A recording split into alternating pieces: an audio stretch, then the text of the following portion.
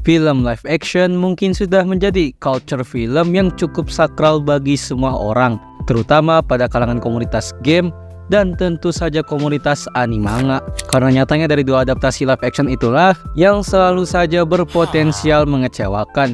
Sekarang pertanyaannya, kenapa bisa? Kenapa sih live action yang beredar di seluruh dunia perfilman itu kebanyakan aneh banget? Jadi inilah betapa chaosnya industri film live action.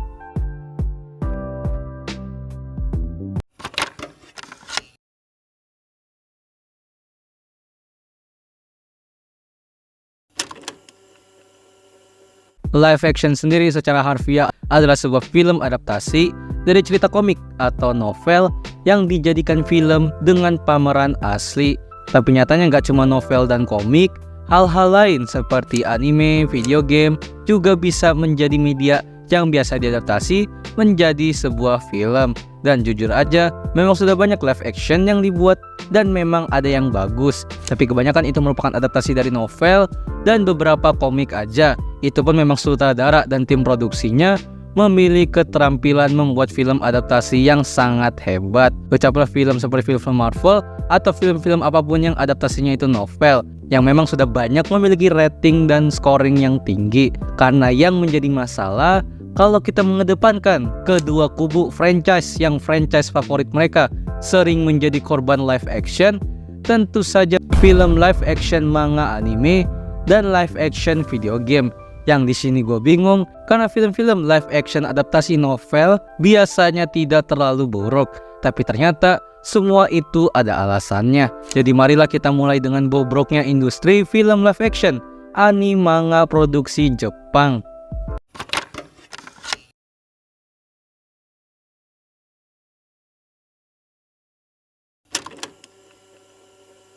Masuk ke problematik pertama, di mana film live action yang mengambil adaptasi dari sebuah anime dan manga sangat-sangat problematik. Sebelum masuk ke industri film live action anime yang mungkin produksinya itu adalah industri barat, kita pergi sejenak dulu menuju tuan rumahnya, yaitu negara Jepang. Secara industri film produksi Jepang tentu saja menghasilkan banyaknya live action anime manga seperti adaptasi film Attack on Titan, Bleach, Gintama, Rurouni Kenshin atau Samurai X, dan masih banyak lagi.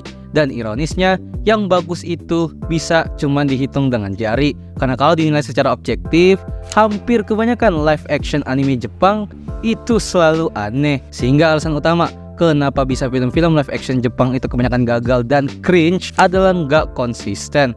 Terkadang ada budget yang kelihatannya wah banget, dan terkadang ada yang kelihatan banget low budget. Kedua adalah masalah di eksekusi cerita, dan terakhir ada pada acting dan aktor atau aktrisnya. Dan secara detail, yang pertama dari segi budget sebenarnya masih merupakan faktor minor, tapi memang cukup fatal aja karena hampir kebanyakan film live action anime Jepang itu selalu nggak konsisten. Terkadang ada yang low budget sehingga sudah merusak kualitas film sejak awal, dan terkadang sudah ada yang tinggi banget sehingga masih bisa layak untuk ditonton, alias masih bisa dipertahankan lah.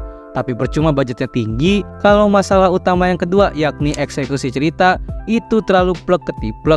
Karena nyatanya jokes di anime atau manga itu adalah jokes yang tidak semuanya bisa diimplementasikan ke dunia nyata. Sehingga terkadang pada film live action adaptasi anime, kerap kali kita melihat mimik wajah para aktor yang terlalu over atau berlebihan demi menyamakan mimik wajahnya dengan yang ada di anime atau manga originalnya. Dan bahkan kebanyakan produser film live action anime itu terlalu memikirkan bagaimana mereka bisa mengambil scene yang merekreasi ulang scene-scene ikonik di anime atau manga, yang ironisnya terkadang terlalu memaksa. Sehingga karena fokus tim produksi terlalu fokus pada keakuratan scene, mimik wajah aktor aktris yang berlebihan, bahkan para aktor dituntut terkesan malah menggunakan pakaian cosplay aja dan aksesoris khas dari anime-anime manga agar akurat. Dan terakhir, tentu saja faktor aktor dan aktris. Justru bukanlah seorang aktor atau aktris yang pandai acting. Dan kalau kalian tahu, tim produksi itu menggunakan apa? Yap, seorang model yang belum punya pengalaman acting sama sekali. Kok bisa model yang malah dimasukin ke casting?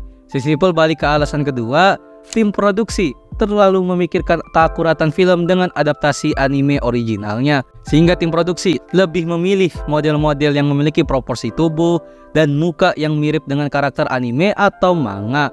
ketimbang aktor dan aktris yang emang beneran berpengalaman acting. Sehingga dari kombinasi ketiga masalah tersebut, muncullah live action anime produksi Jepang yang hasilnya itu aneh. Jokesnya cringe, alur cerita terlalu plek-ketiplek anime manga tanpa improvisasi, dan acting aktor yang jelek, entah itu overreact atau kelihatan kaku. Dan secara objektif, film live action anime memang banyak yang jelek.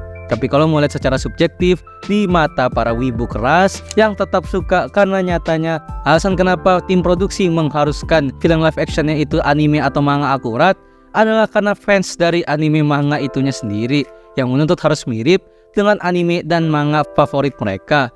Padahal kalau live action bisa sedikit diimprove aja ceritanya menjadi lebih realistis agar bisa masuk ke semua kalangan audiens, dan tentu itu akan relate dan mencakup scoring yang bagus dari semua penonton.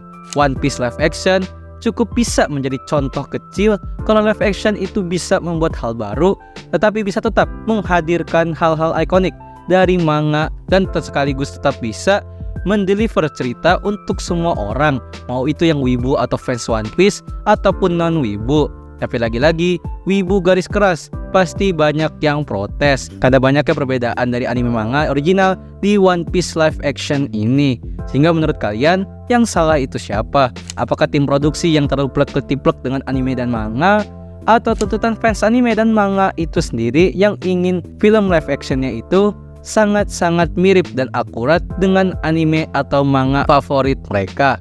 Silahkan komen aja. Jadi setelah tahu kenapa live action anime itu sangat sakral, bagaimana dengan live action yang diadaptasi dari video game?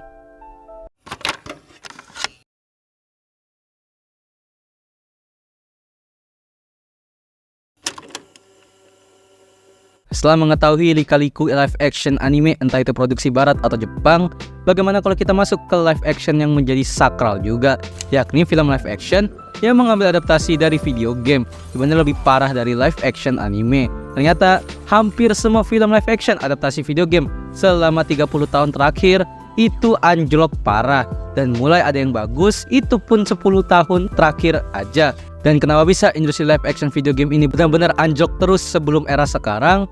Ya karena para sutradara yang membuat film-film adaptasi game itu terlalu main-main dan ngasal. Hal ini sendiri dilakukan dengan dalih untuk mengakal-ngakali pajak. Tapi coba kita lihat di era sekarang, film-film live action seperti Sonic, FNAF, dan lain-lain masih dibilang telah dieksekusi dengan baik. Tapi masalahnya, cerita filmnya masih bener-bener B aja. Yang masuklah kita ke alasan utama, yakni faktanya video game itu lebih dari sebuah film.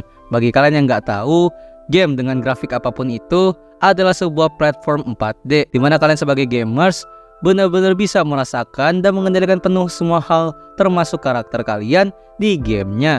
Sehingga yang dirasakan adalah pengalaman yang lebih real. Yang jadi masalahnya adalah film merupakan sebuah media yang tingkatan pengalamannya itu di bawah video game.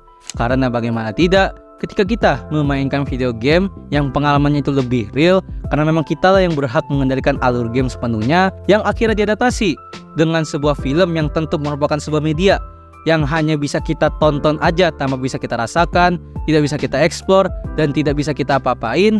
Hanya menonton sebuah karya yang dibuat oleh seorang sutradara saja, sebagai gamers tidak bisa merasakan pengalaman apa-apa ketika menonton filmnya, alias B aja. Karena memang film-film live action game tidak bisa menghasilkan feeling yang sama ketika memainkan game originalnya. Berbeda lagi adaptasi novel atau anime manga yang tentu bisa memberikan feel nyata ke film yang diadaptasi dengan live action.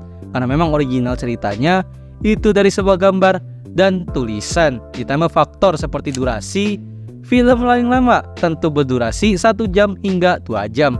Masalahnya, story original atau garis besar dari cerita game itu sendiri sangat-sangatlah panjang. Terkadang ada yang 4 jam, bahkan seharian. Dan itu semua gak hanya bermodalkan cerita dari plot gamenya aja, tetapi dari eksplorasi dunia game itu sendiri yang bisa menciptakan cerita yang mengesankannya sendiri juga. Jadi ketika semua cerita itu dirangkum dalam perbandingan durasi yang sangat jauh, tentu mau itu penonton awam, apalagi gamers itu sendiri, akan merasa kalau cerita filmnya itu aneh, karena ceritanya terasa banyak yang ke skip, atau semua karakternya tidak memiliki pendalaman karakter yang mendalam. Sehingga ya dari produksi film-film live action video game memang di era sekarang sudah sangat memukau, entah itu dari CGI dan lain-lainnya, dan memang tidak kelihatan murah seperti zaman dulu. Tapi dari cerita dan seberapa memorable filmnya, itu masih B aja.